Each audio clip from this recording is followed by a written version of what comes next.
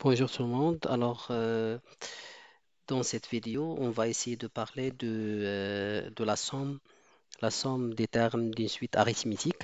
Donc, on va continuer notre cours sur les suites arithmétiques. Donc, euh, donc on va voir la propriété numéro 5. Qu'est-ce que ça veut dire? Une somme, si j'ai une somme de termes d'une suite arithmétique, U par exemple, UP plus UP plus un plus etc. jusqu'à plus UN. Cette somme, ça va égaler à tout simplement le premier terme. C'est à retenir cette formule plus le dernier terme, d'accord? Multiplié par le nombre de termes. Donc, le nombre de termes ici, c'est n moins p plus un sur 2. C'est très très important de retenir cette formule parce on va l'utiliser assez souvent dans les exercices. Je reprends. Si vous avez une sommation des termes d'une suite arithmétique, il se fait de prendre pour avoir la somme de ces termes consécutifs. Il se fait de prendre le premier terme plus le dernier terme fois le nombre de termes divisé par 2. Donc, le nombre de termes, c'est tout simplement le dernier indice moins le premier indice plus un. C'est ça. Pour bien comprendre cette formule, on va essayer d'avoir un exercice. Avant d'aller faire l'exercice, je vous rappelle qu'on a déjà démontré que la somme de un plus 2 plus 3 plus jusqu'à n, bon, c'est une somme usuelle, à savoir ça, c'est une suite arithmétique de raison 1. Donc, euh, on l'a montré que il est égal à n fois n plus un sur 2. Alors, euh, en utilisant cette propriété, on pourra bien aboutir à la même chose ici. Donc, on l'a montré dans une autre vidéo avec une autre façon. Par contre, ici, on pourra appliquer seulement la formule que nous avons ici. Donc, la somme de 1 jusqu'à n, c'est une suite arithmétique de raison 1. Qu'est-ce que je vais faire? Donc, ça va être le premier terme, c'est 1, plus le dernier terme qui est n, fois le nombre de termes. Donc, j'ai 1, 2, 3, 4, 5, 6 jusqu'à n. N termes divisé par 2. C'est ça. Ça, c'est juste une application directe de la propriété numéro 5 de la somme d'une suite arithmétique. Donc, maintenant, on passera à l'exercice. Voilà, l'objectif, c'est de calculer la somme 5 plus 8 plus 11 plus 38. Dans cet exercice. Alors, comment on va procéder? On va essayer d'utiliser la propriété numéro 5, la formule de la somme pour une suite arithmétique. Et pour ce faire, bien sûr, on doit montrer en premier lieu que cette suite elle est arithmétique. 8 moins 5 il est égal à 3.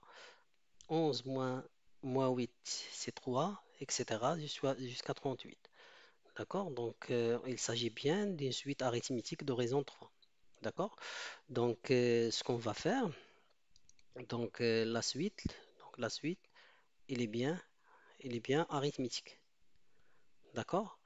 Dans ce cas, on va essayer d'appliquer les règles d'une suite arithmétique. Bon, il s'agit d'une somme, donc il suffit d'utiliser la somme. Qu'est-ce que j'ai? J'ai S, il est égal à 5 plus 8 plus, plus 11 plus jusqu'à 38. Alors, égal, donc j'applique la règle. Donc, le premier terme, c'est 5, plus, plus. Le dernier terme, c'est 38. Alors, fois le nombre de termes. J'ai un 11. Donc, ici j'ai 5 plus 8 plus 11 jusqu'à 38. Donc, quel est le nombre de termes que j'ai ici? Donc, fois le nombre de termes, d'accord, divisible par 2.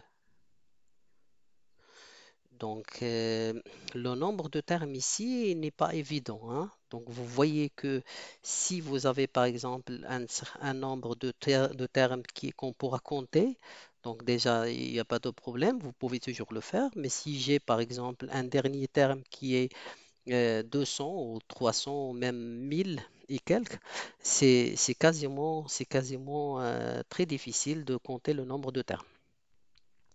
Donc, ce qui nous manque dans cette formule-là, dans cette égalité-là, c'est le nombre de termes. D'accord? Donc, essayons de voir comment on va trouver le nombre de termes. Donc, ici, j'ai U1, U2, U3 jusqu'à UN. Donc, ce qui me manque, c'est ce n, hein, c'est l'indice, c'est le nombre de termes. J'ai 1, 2, 3, 4, 5, etc. jusqu'à n. Donc, ce qui me montre, c'est le nombre, me manque, c'est le nombre c'est ce nombre n, c'est l'indice n que j'ai ici, qui fait référence au nombre de termes. D'accord? Donc, pour trouver ce n, donc, je vais chercher dans les formules et dans les propriétés que j'ai avant, j'ai cette formule-là.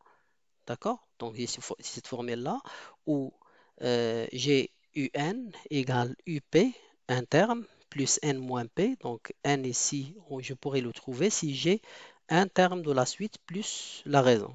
C'est ce que j'ai ici. Et donc, je pourrais donc utiliser par exemple UN pour avoir UN, le terme général. Donc, je vais le faire ici. Donc, j'ai UN, il est égal à quoi? Il est égal à UP. Alors UP, je prends U1, d'accord? Plus N moins P, c'est N moins 1 fois R. Donc UN, ça serait U1, c'est 5, plus N moins 1 fois R. R, c'est 3. D'accord? Donc dans ce cas, UN sera 3N. Alors 5 moins 3, ça va me donner plus 2. D'accord? Donc ça, c'est le terme général de la suite. Donc maintenant, qu'est-ce qu'il me faut? Donc il me faut ce n-là. D'accord? Donc par contre, qu'est-ce que j'ai? J'ai 38. Donc le terme, il est égal à 38. Donc ça veut dire quoi? Ça veut dire que un égale à 38. Donc si un égale à 38, il me manque l'indice, le n. Donc je vais juste utiliser cette égalité. Donc U de n égale à 38 égale à 3n plus 2. Et de cette façon, je vais trouver le n. Donc le n, ça va être tout simplement 38 moins 2, c'est 36, divisé par, alors c'est 36 divisé par 3, c'est 12. Et donc mon n ici, c'est 12. D'accord? Donc le nombre de termes ici, c'est 12 termes. On a 12 termes ici. Et donc ici, on parle bien de S12 ici, qu'on doit calculer. Donc maintenant, on a le nombre de termes, on pourra bien calculer la somme. Donc je vais essayer de faire un petit peu d'espace. Alors, qu'est-ce qu'on a dit? On a dit que mon n ici, on l'a calculé à partir de terme 38, du dernier terme. Donc, on a mis 38 égale 3n plus 2 et on a trouvé que n égale à 12. D'accord? Donc, S12 sera, alors S12 sera combien?